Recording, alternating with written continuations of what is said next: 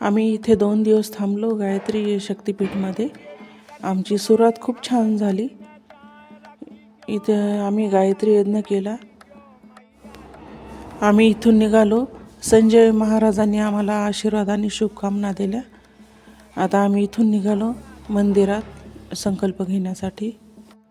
असं म्हणतात की नर्मदा परिक्रमाचं सौभाग्य कोणालाही भेटत नाही. मी कधी स्वप्नातही विचार केला नाही की मी नर्मदा परिक्रमा करेल, कारण मला कधी चालायची सवयच नाही.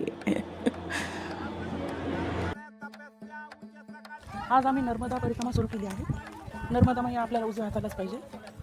आम्ही पोह्याचा नाश्ता करून निघालो, पूजा वगैरे केली, आज निघालो.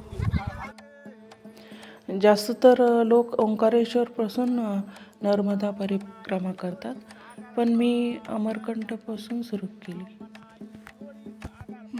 रस्त्यात बरेच झाड असे कोसळतात. हे घाट आहे